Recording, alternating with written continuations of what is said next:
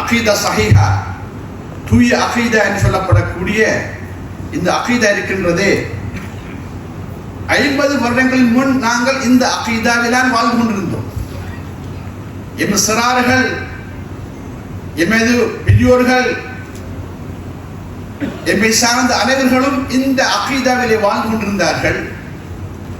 அப்பொழுது இவ்வாறான ஒரு புத்தகம் வெளியாகும் என்று சொன்னால் அது ஒரு சாதாரண புத்தகமாகவே நாங்கள் பார்க்க வேண்டும். ஆனால் இன்று இந்த சவால் நிறைந்த காலத்திலே இவ்வாறான ஒரு புத்தகம், தூய அகீதா, அகீதா சஹீஹா என்று சொல்லப்படக்கூடிய இந்த புத்தகம் வெளியாகும் என்று சொன்னால் இதை எழுதிய அல் ஆலிம் உஸ்தாஸ் அஸ்மீர் ஹசனி அவர்கள் எவ்வாறான ஒரு துணிச்சலையும் எவ்வாறான ஒரு அறிவு சம்பந்தப்பட்ட தன்னுடைய தைரியத்தையும் அவர்கள் பெற்றிருக்கின்றார்கள் என்று நாங்கள் வழங்கிக் கொள்ள வேண்டும். ஒரு சவாலான நேரத்திலே இவ்வாறான ஒரு புத்தகம் வெளியாகின்றது. பல பிரச்சனைகள், பல சவால்கள், பலவிதமான இன்னல்கள் மத்தியிலே நாங்கள் இன்று அஹ்லு சுன்னா வல் ஜமாஅ வாழ்ந்து கொண்டிருக்கின்றார்கள். அவர்களுக்கு உறுதுணையாக உண்மையான அகீதாவை மக்களுக்கு விளக்கப்படுத்த வேண்டும், தெளிவுபடுத்த வேண்டும் என்பதற்காக வேண்டி அன்னவர் இவ்வாறான புத்தகத்தை எழுதுவதற்கு முன் வந்திருக்கின்றார். நிறைய உலமாக்கள் இருக்கின்றார்கள், நிறைய சிந்தனைவாதிகள் இருக்கின்றார்கள். ஆனால் இவ்வாறான ஒரு ஆலிம், ஒரு உஸ்தாத் இவ்வாறான புத்தகத்தை இவ்வாறான நேரத்திலே எழுதுவதற்கு அவர் முன் வந்திருக்கிறார் என்று சொன்னால் அல்லாஹ் தஆலா அவருடைய இல்மிலும் அவருடைய வாழ்விலும் ரஹ்மத் செய்ய வேண்டும், பரக்கத் செய்ய வேண்டும் என்று நாங்கள் என்றென்றும் அவருக்காக பிரார்த்திக்க வேண்டும். அன்பார்ந்த சகோதரர்களே, பெரியோர்களே, நாங்கள் அகீதா அகீதா என்று சொல்கின்றோம். அதை பற்றிய சிந்தனைகள், அதை பற்றிய விவரங்கள் எம் மத்தியிலே நாங்கள் சொல்லப்படுவதில்லை. அகீதாவை பற்றி பேசப்படுவதில்லை. ஏனென்று சொன்னால் அதை பேசுகின்ற பொழுது நிறைய பேருக்கு அதற்கு விளக்கம் இருக்கின்றது, நிறைய பேருக்கு அதிலே தெளிவான விளக்கம் இல்லாத காரணமாக நமது அகீதாவை நாங்கள் என்றுமே புறக்கணித்துக் கொண்டிருக்கின்றோம். அதை பற்றி பேசுகின்ற பொழுது அங்கே சில பிரச்சனைகள் ஏற்படுகின்றது என்பதற்காக வேண்டி அதை நாங்கள் சற்று அதை தூரமாக்கிக் கொண்டிருக்கின்றோம். அன்பார்ந்த சகோதரர்கள், பெரியோர்களே, அகீதா என்பது நமது வாழ்க்கையின் ஆணிவேர், அஸ்திவாரம். இந்த அஸ்திவாரம், இந்த ஆணிவேறு நாங்கள் எப்பொழுது அதை ஒழுங்காக நாங்கள் இந்த அஸ்திவாரத்தை நாங்கள் இடுகின்றோமோ அப்பொழுதுதான் நாங்கள் எமது இஸ்லாம், எமது இபாதத்து, நாங்கள் செய்யக்கூடிய அனைத்து வணக்கங்களும் எமக்கு பிரயோஜனமாக அமைகின்றது. அல்லாஹ் தஆலா திருக்குர்ஆனிலே கூறுகின்றான், குல் ஹல் நபியுக்கும் பில் அக்ஸரீன அமாலா அல்லதீன ضل سعيهم في الحياة الدنيا وهم يحسبون أنهم يحسنون صنعا. உங்களுக்கு நஷ்டவாதிகளில் நஷ்டவாதிகள், குல் அநபியுக்கும் பில் அக்ஸரீன அமாலா, அவர்கள் அமல்கள் செய்கின்றார்கள், இபாதத்து செய்கின்றார்கள், ஏனைய அமல்கள் எல்லாம் செய்கின்றார்கள். அவ்வாறு இருந்தும் அவர்கள் மர்மையிலே நஷ்டவாதிகளாக எழுப்பப்படுவார்கள். அவ்வாறானவர்கள் யார் என்று அல்லாஹ் தஆலா கேட்டுவிட்டு சொல்கின்றார், குல் ஹல் நபியுக்கும் பில் அக்ஸரீன அமாலா அல்லதீன ضل سعيهم في الحياة الدنيا. அவர்கள் தன்னுடைய அமல்கள் செய்கின்றார்கள், ஆனால் அந்த அமல்கள் அனைத்தும் இந்த உலகத்திலே வழிகளாக மாறுகின்றது. وهم يحسبون أنهم يحسنون صنعا. அமல்கள் செய்கின்ற பொழுது அவர்கள் நாங்கள் நன்மையைத்தான் செய்கின்றோம், நல்லதைத்தான் செய்கின்றோம் என்று நினைத்துக் கொண்டு செய்கின்றார்கள். ஆனால் உண்மையிலே அவர்கள் வழிகேடான விடயங்களை அவர் செய்து கொண்டிருக்கின்றார்கள் என்று அல்லாஹ் தஆலா திருக்குர்ஆனிலே கூறுகிறான் என்று சொன்னால் அது எவ்வாறான அமல்களை பற்றி அல்லாஹ் தஆலா சொல்லிக் கொண்டிருக்கிறான் என்று நாங்கள் சற்று தெளிவாக விளங்க வேண்டும். அதாவது நாங்கள் தொழ முடியும், நாங்கள் ஏனைய இபாதத்துகளை செய்ய முடியும், அழகான தோற்றங்களை நாங்கள் கொண்டிருக்கின்றோம். அவ்வாறு இருந்தும் நாங்கள் எமது அகீதாவிலே ஒழுங்கான தூய அகீதாவை நாங்கள் கொள்ளாமல் விட்டால் நாங்கள் செய்யக்கூடிய இந்த இபாதத்தில் இருக்கின்றதே அல்லது அமலில் இருக்கின்றதே அவை அனைத்துக்கும் எந்த விதமான பிரயோஜனமோ எந்த விதமான பயணமோ இருக்க போவதில்லை. அவ்வாறு சொன்னால் நாங்கள் அகீதாவை பற்றி நாங்கள் சற்று சிந்திக்க வேண்டும். அகீதாவை பற்றி நாங்கள் அதிகமாக படிக்க வேண்டும். நமது தூய அகீதா என்றால் எது? நமது இந்த நாட்டிலே இஸ்லாம் பரவியதெல்லாம் 1100 வருடங்களுக்கு முன் எமது முன்னோர்கள் யமனில் இருந்து அல்லது எகிப்திலிருந்து பக்தாதிலிருந்து இது போன்ற நாடுகளில் இருந்து இங்கே வந்து இஸ்லாத்தை அவர்கள் பரப்பினார்கள். இந்த நாட்டுக்கு வருகின்ற பொழுது அவர்கள் வியாபாரிகளாக வந்தார்கள். அவருடைய அருமையான குணங்களை கண்ட இந்த நாட்டு மக்கள் ஏனைய மதத்தினர் அவர்களை உங்களுடைய மதம் என்ன என்று சொல்லி அவர்கள் அந்த மதத்தை அவர்கள் பின்பற்றினார்கள், இஸ்லாத்திலே நுழைந்தார்கள். அவ்வாறான எனது முன்னோர்கள் இந்த நாட்டுக்கு வருகின்ற பொழுது எவ்வாறான அகீதாவை எவ்வாறான கொள்கையை கொண்டு வந்தார்கள் என்று நாங்கள் சற்று சிந்திக்க வேண்டும். இமாம் அப்துல் காதிர் அல் பக்தாதி ரஹிமஹுல்லாஹு தஆலா அவர் சொல்கின்றார்கள், 10 நூற்றாண்டுகளாக இந்த உலகத்திலே முஸ்லிம்கள் உலகத்தை ஆண்டார்கள் என்று சொன்னால் அதற்கு முக்கிய காரணம் அகீதத்துல் அஷ்அரிய்யா. அகீதத்துல் அஷ்அரிய்யா இமாம் அபு ஹசன் அஷ்அரி ரஹிமஹுல்லாஹு தஆலா அவர்கள் எவ்வாறான அகீதாவை அவர்கள் கொண்டு வந்தார்களோ அந்த கொண்டு வந்த அந்த அகீதாவை முஸ்லிம்கள் பின்பற்றுகின்ற பொழுதுதான் அங்கே உலகத்திலே முஸ்லிம்கள் ஆட்சியாளர்களாக மாறினார்கள். முஸ்லிம்களுடைய அனைத்து விடயங்களும் முன்னேற்றங்கள் கண்டார்கள். அனைத்து துறைகளிலும் அவர்கள் அங்கே தளம் பதித்தார்கள். 10 நூற்றாண்டுகளாக நாங்கள் உலகத்திலே மிகவும் சிறந்தவர்களாக ஒற்றுமையாக வாழ்ந்தோம் என்பதாக இமாம் அப்துல் காதிர் பக்தாதி ரஹிமஹுல்லாஹு தஆலா அவர்கள் சொல்கின்றார். அல்லாஹ் தஆலா ஒவ்வொரு காலத்திலும் இந்த அகீதாவை, சரியான அகீதாவை, தூய அகீதாவை பாதுகாப்பதற்காக வேண்டி ஒரு கூட்டத்தினரை அல்லாஹ் தஆலா என்றென்றும் அனுப்பிக் கொண்டே இருக்கின்றான்.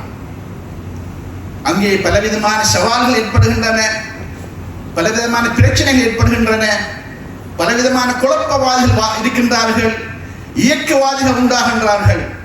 ஆனால் அல்லாஹ் தஆலா உண்மையான அகீதாவிலே வளரக்கூடிய உண்மையான அகீதாவை சொல்லக்கூடிய சிறந்த மனிதர்கள் அல்லாஹ் தஆலா அனுப்பி கொண்டிருக்கின்றான். பெருமானார் ஸல்லல்லாஹு அலைஹி வஸல்லம் அவர்கள் சொல்கின்றார்கள், லா தஸாலு தாயிஃபத்து மின் உம்மத்தி ظاهرين الحق لا يضرهم من خذلهم حتى يأتي أمر الله وهم كذلك. என்னுடைய உம்மத்திலே ஒரு தாயிஃபா, ஒரு கூட்டம் எப்பொழுதும் உண்மையிலே சத்தியத்திலே இருந்து கொண்டிருப்பார்கள். அவர்களுக்கு எதிராக சொல்லப்படுகின்ற பிரச்சாரங்கள் அல்லது அவர்களுக்கு கொடுக்கப்படக்கூடிய கஷ்டங்களை அவர்கள் நினைத்து பார்ப்பதில்லை. சத்தியத்திலே என்றும் அவர்கள் வாழ்ந்து கொண்டிருப்பார்கள், சத்தியத்தை சொல்லிக் கொண்டிருப்பார்கள். கியாம நாள் முடியும் வரை இவ்வாறான சத்தியத்தை சொல்லுகின்ற ஒரு கூட்டம் இந்த உம்மத்திலே இருந்து கொண்டே இருக்கும் என்பதாக பெருமானார் ஸல்லல்லாஹு அலைஹி வஸல்லம் அவர்கள் சொல்கிறார்கள். அவ்வாறான அகீதா, சஹீஹ் அகீதா, தூய்மையான அகீதாவை சொல்லிக் கொண்டிருக்கின்ற ஒரு கூட்டம் எப்பொழுதும் இருந்து கொண்டிருக்கு. ஹவாரிஜிகள் என்று சொல்லப்படக்கூடிய இஸ்லாமிய அந்த டெக்ஸ்ட்களை, இஸ்லாமிய குர்ஆன் சுன்னாவை வெளிரங்கமாக விளங்கியதன் மூலமாக வழிகட்டவர்கள், அவர்களை பற்றி பெருமானார் ஸல்லல்லாஹு அலைஹி வஸல்லம் அவர்கள் சொல்கின்றார்கள், அவர்கள் மிகவும் இபாதத்துகளிலே திளைத்திருப்பார்கள். அவர்கள் நீங்கள் செய்கின்ற இபாதத்தை விட அவருடைய இபாதத்திலே அவர்கள் மிகவும் சிறப்பாக இருப்பார்கள். ஆனால் அவருடைய ஈமான் அவருடைய தொண்டை குழியில் இருந்தும் வெளியாகாது. அவருடைய ஈமான் இங்கேதான் இருக்கும், இந்த கல்புக்கு போய் சேராது.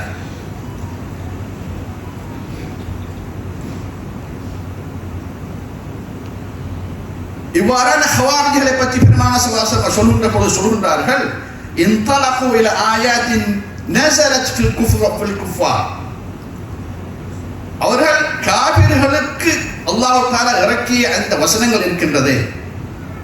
காபிர்கள் அல்லாஹ் தஆலா லஅனத் செய்து சபித்து இறக்கிய அந்த வசனங்களை அவர்கள் முஸ்லிம்கள் மூமின்களுக்கு அவர்கள் இட்டு கட்டுவார்கள்.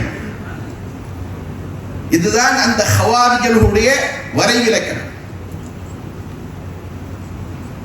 அதாவது இவர்கள் காபிர்கள் முஸ்லிம் அல்லாதவர்களுக்கு பலவிதமான ஆயத்துகள் அவர்களை லஅனத் செய்து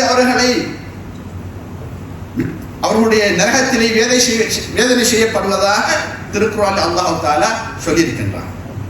அவ்வாறான ஆயத்துகளை இவர்கள் என்ன செய்வார்கள் என்று சொன்னால், அந்த ஆயத்துகளை கொண்டு போய் உண்மையான மூமின்கள் மீது அவர்கள் சுமத்தி நீங்கள் தான் இந்த ஆயத்துக்குரியவர்கள் என்பதாக சொல்வார்கள் என்பதாக பெருமானார் ஸல்லல்லாஹு அலைஹி வஸல்லம் அவர்கள் ஒரு ஹதீஸிலே சொல்கின்றார்கள்.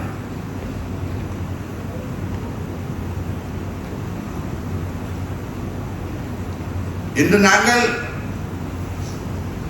அகீதாவை பற்றி பேசிக் கொண்டிருக்கின்றோம். அகீதாவிலே நடக்கக்கூடிய, அகீதாவில் இடம்பெறக்கூடிய பலவிதமான கருத்து வேறுபாடுகள்,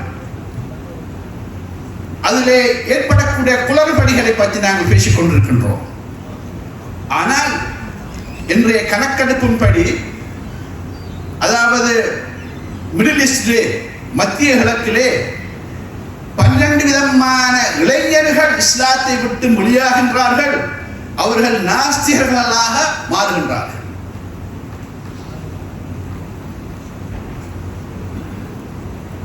இன்று நாங்கள் அவர்கள் இஸ்லாத்தை வழங்குகின்ற பொழுது இஸ்லாத்திலே பலவிதமான இயக்கங்கள், நவீன கருத்துகள் வந்து அவர்களை குழப்பவாதிகளாக மாறிவிட்டது. இஸ்லாத்தை ஒரு குழப்பமான மதமாக அவர்கள் மத்தியிலே அங்கே காட்டுகின்றது. அதன் காரணமாக இந்த வாலிபர்கள் என்ன செய்கின்றார்கள் சொன்னால், இந்த நியூ ஜெனரேஷன் என்ன செய்யுதுன்னு சொன்னால், அவர்கள் இஸ்லாத்தை விட்டு வெளியாகி அத்தியஸ்திகளாக, அதாவது நாஸ்திகர்களாக மாறுகின்றார்கள். இவ்வாறான ஒரு மிகவும் அபாயமான நிலைமையில் நாங்கள் இருந்து கொண்டிருக்கின்றோம். அதை பற்றி நாங்கள் யோசிப்பதில்லை. ஆனால் சிறு சிறு லாபத்துக்காக வேண்டி எமது அகீதாவை என்று கொச்சப்படுத்திக் கொண்டிருக்கின்றார்கள். உண்மையான அகீதாவை எமது முன்னோர்கள், எமது இமாம்கள் கொண்டு தந்தார்களோ அந்த அகீதாவை விட்டும் அந்த அகீதாவை ஒரு வழிகேடான அகீதா என்று சொல்லிக் கொண்டிருக்கின்றார்கள்.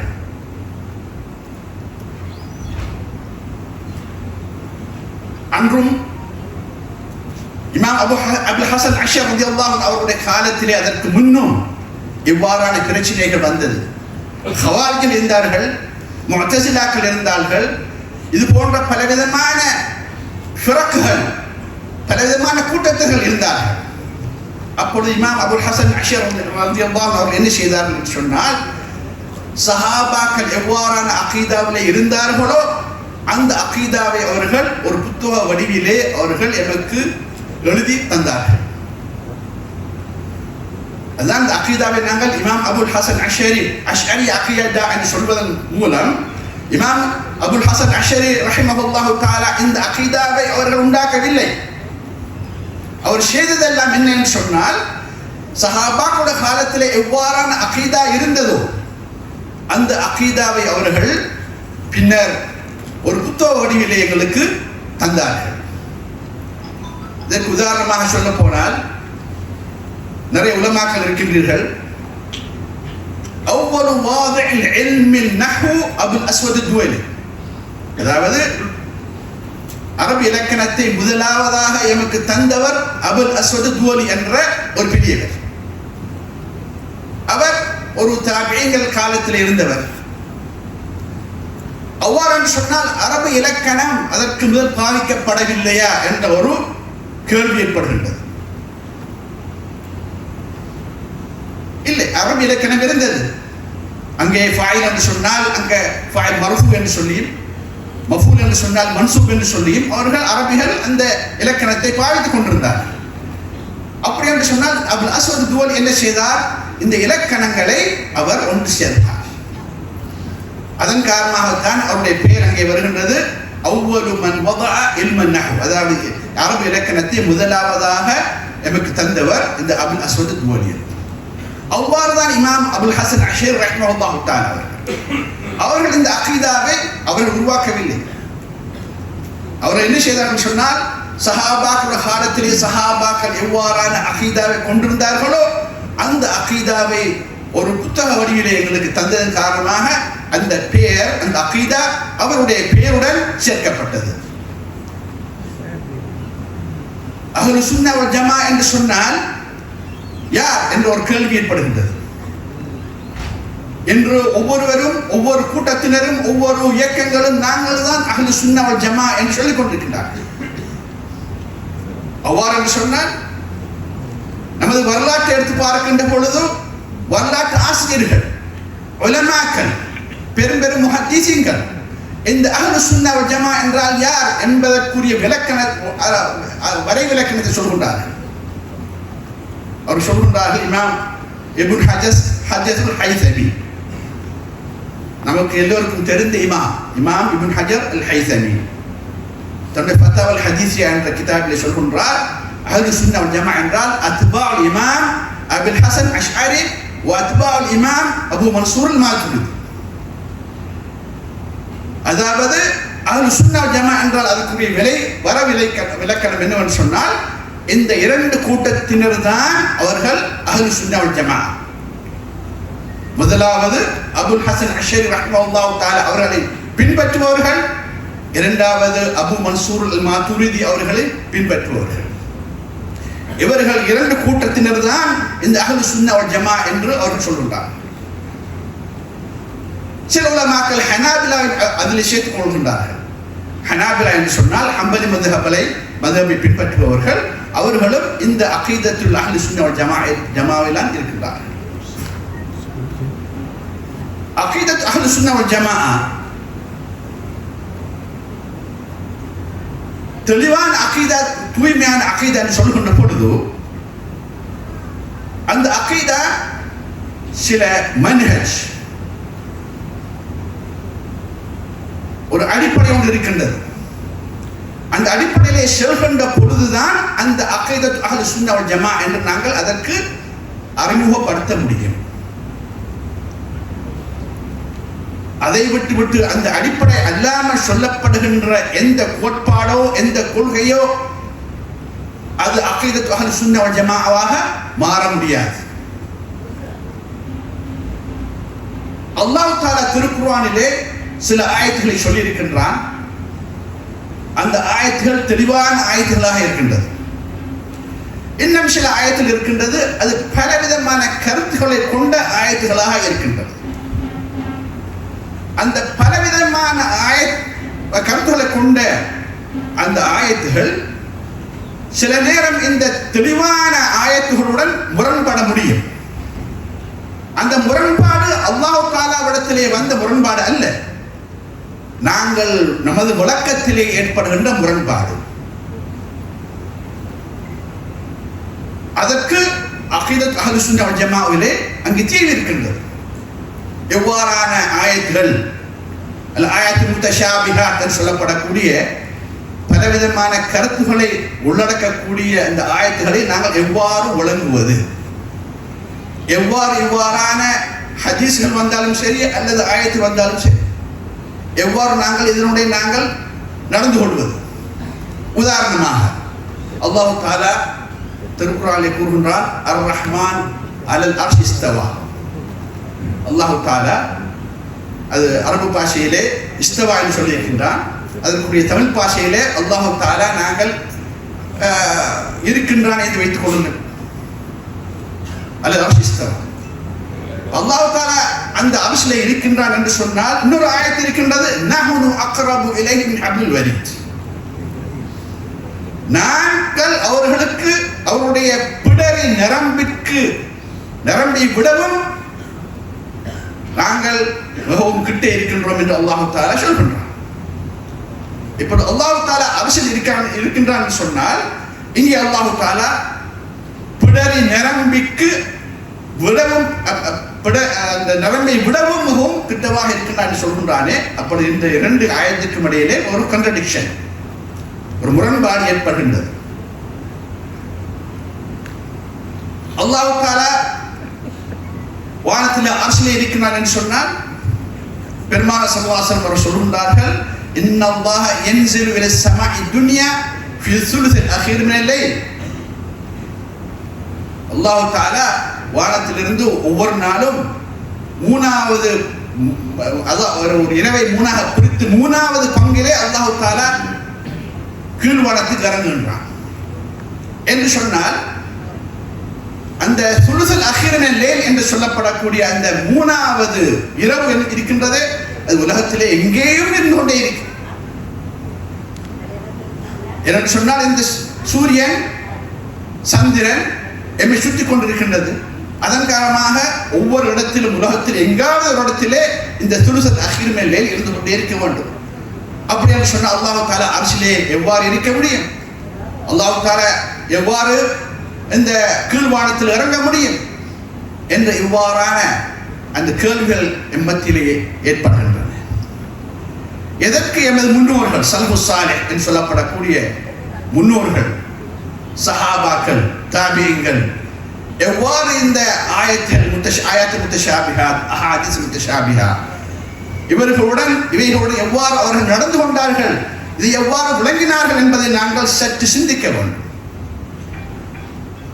அதற்கு உதாரணமாக நான் இங்கே ஒரு அனைவர்களால் ஏற்றுக்கொள்ளப்பட்ட ஒரு இமாம், அவர் ஒரு ஹதீஸ் கலையிலே வல்லுனர், ஃபிக்ஹ் கலையிலே அவரை யாராலும் வெல்ல முடியாது, அகீதாவிலே ஒரு சிறந்த விளக்கம் உள்ளவர், இவ்வாறான ஒரு இமாம், அவர் இமாம் நவவி ரஹிமஹுல்லாஹு தஆலா. அவர் இவ்வாறான ஆயத்துகள், எவ்வாறான ஹதீஸ்களை நாங்கள் எவ்வாறு வழங்க வேண்டும் என்பதற்கு அவர்கள் ஒரு அடிப்படையை எமக்கு தருகின்றார்கள். அவர் சொல்கின்றார்கள், இவ்வாறான ஆயத்துகளை, இவ்வாறான ஹதீஸ்களை விளங்குகின்ற பொழுது எமது முன்னோர்களிடத்திலே இரண்டு விதமான கருத்து இருந்தது, அது இரண்டு விதமான முறை இருந்தது. முதலாவது முறை அத்தஹ்வீத், அதாவது அர் ரஹ்மான் அலல் அர்ஷ் இஸ்தவா, அல்லாஹ் தஆலா இப்ப வானத்திலே இருக்கின்றான் என்று சொன்னால் இதை நாங்கள் எவ்வாறு வழங்குவது? அவர்கள் சொன்னார்கள், இதை வழங்குகின்ற பொழுது நாங்கள் அல்லாஹ் தஆலா எனக்கு இதனுடைய கருத்து தெரியாது, இது அல்லாஹ் தஆலாவுக்கு மட்டும்தான் இதனுடைய கருத்து தெரியும் என்று நாங்கள் அதை விட்டு செல்வது. இரண்டாவது கருத்து சொல்லப்படுகிறது, இந்த அர் ரஹ்மான் அலல் அர்ஷ் இஸ்தவா என்ற இந்த ஆயத்துக்கு நாங்கள் வழிந்துரை கொடுக்க முடியும்,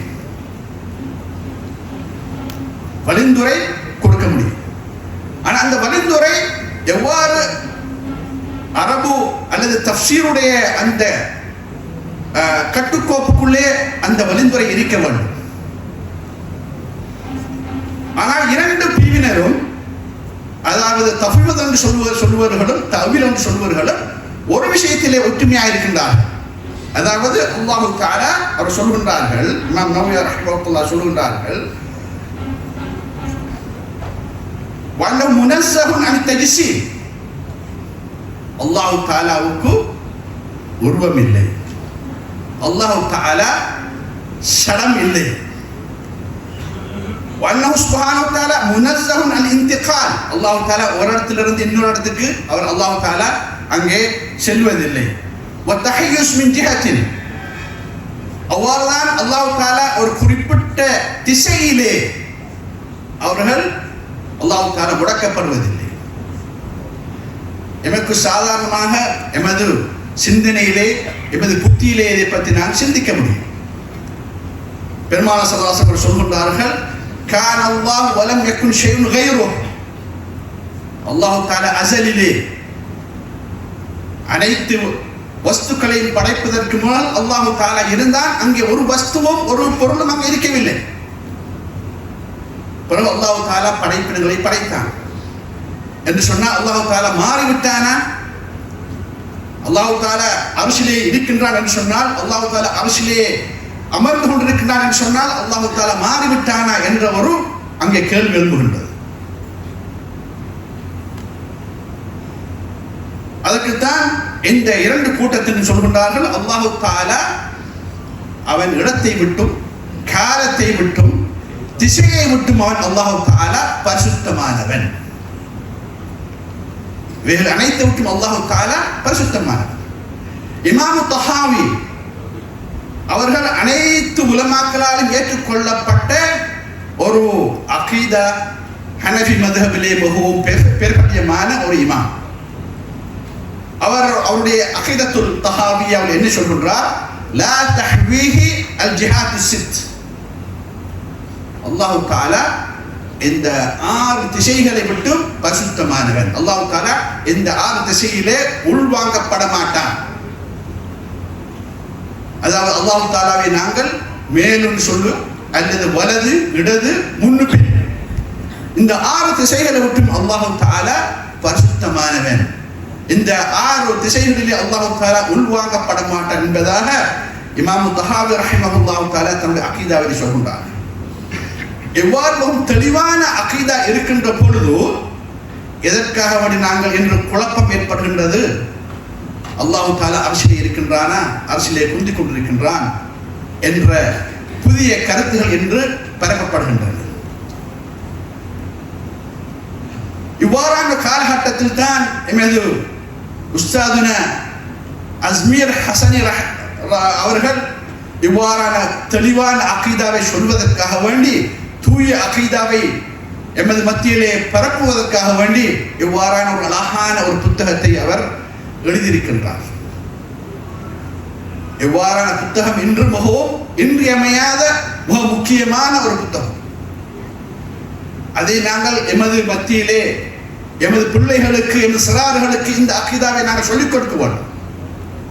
என்று சொன்னால் இன்று அகீதா அதாவது தௌரா தௌரா என்று சொல்லி எமது சிறார்களை எல்லாம் வழிகெடுக்கின்ற தௌராக்களோ அல்லது எமது வாஸ்கர் அதாவது அவர்கள் கேம்புகளை எல்லாம் செய்து கொண்டிருக்கின்றார்கள்.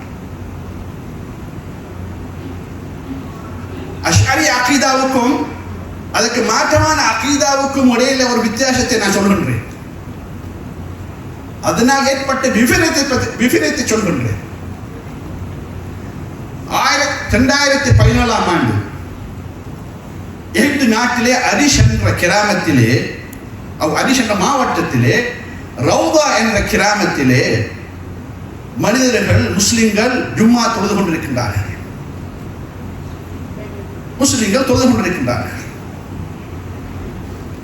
திடீரென ஒரு கூட்டம் தன்னுடைய ஆயுதங்களால் அந்த மஸ்ஜிதை அவர்கள் வளைக்கின்றார்கள். வளைத்து 4 பக்கங்களிலும் இருந்தும் அவர்கள் முஸ்லிம்கள் தொழுது கொண்டிருக்கின்ற அந்த முஸ்லிம்களுக்கு தன்னுடைய ஆயுதங்களால் சுடுகின்றார்கள். 4 பக்கங்களும் அவர்கள் வளைத்து சுடுகின்ற பொழுது யார் தப்புவது? 350 முஸ்லிம்கள் தொழுது கொண்டிருந்த அந்த முஸ்லிம்கள் சிறார்கள் 27 பேர், நூற்றுக்கணக்கான முஸ்லிம்கள் 350 முஸ்லிம்கள் அன்று கொலை செய்யப்பட்டார்கள். இதை கொலை செய்தவர்கள் இவ்வாறான ஒரு மசக்கர் அதாவது இவ்வாறான ஒரு மிகவும் கொலை செய்தவர்கள் அவர்கள் யஹூதிகளோ அல்லது நசாராக்களோ இல்லை, நம்மை போன்ற முஸ்லிம்கள். அழகான தாடி வைத்திருக்கின்றார்கள், அழகான ஜல்லாபியா போட்டிருக்கின்றார்கள். ஆனால் அவர்கள் நினைக்கின்றார்கள் இந்த முஸ்லிம்கள், இந்த தொழுபவர்கள் இவர்கள் முஷ்ரிக்குகள். என்ன காரணம்? அந்த பள்ளியிலே ஒரு ஜியாரம் ஒன்று இருக்கின்றது. அந்த பள்ளியிலே ஜியாரம் இருக்கிறதன் காரணமாக அந்த பள்ளியிலே தொழுவது ஹராம், ஷிர்க். எனவே இவ்வாறானவர்கள் அவர்கள் என்ன செய்கின்றார்கள்? ஷிர்கான விடயத்தை செய்கின்றார்கள். எனவே இவர்கள் எல்லாம் நாங்கள் கொல்ல வேண்டும் என்ற அகீதாவிலே உள்ளவர்கள் தான் இவ்வாறான இந்த ஆயுத தாங்கிகள். இதன் மூலம் இந்த பாரதூரத்தை நீங்கள் விலகிக் கொள்ள முடியும். அஷ்அரி அகீதாவிலிருந்து நாங்கள் பெறுகின்ற பொழுது, அதை விட்டு நாங்கள் விலகுகின்ற பொழுது எவ்வாறான ஒரு பாரதூரம், எவ்வாறான ஒரு முஸ்லிம்களுக்கான ஒரு கஷ்டம் ஏற்பட போகின்றது என்பதை இந்த உதாரணத்தின் மூலம் உங்களால் விளங்கிக் கொள்ள முடியும். இது எகிப்தில் மாத்திரமல்ல, என்று சோமாலியாவிலே நடக்கின்றது. நைஜீரியாவிலே போகோ ஹராம் என்று சொல்லப்படுகின்ற ஒரு குரூப்பினர் இருக்கின்றார்கள்.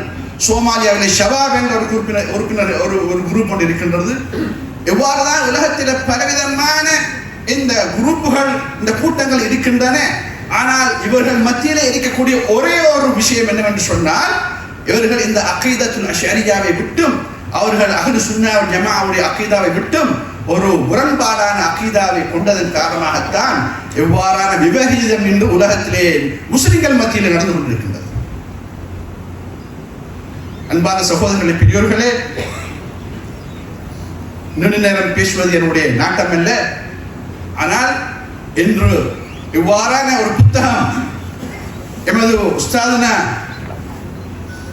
அஸ்மீர் ஹசனி அவர்கள் வெளியிடுகின்றார்கள் சொன்னால் அதனுடைய முக்கியத்துவம், அதனுடைய சிறப்பு, எவ்வாறான ஒரு நேரத்திலே, எவ்வாறான ஒரு தேவையான நேரத்தில் இவ்வாறான புத்தகத்தை அவர்கள் வெளியிடுகிறார்கள். எனவே நாங்கள் எமது இந்த புத்தகத்தை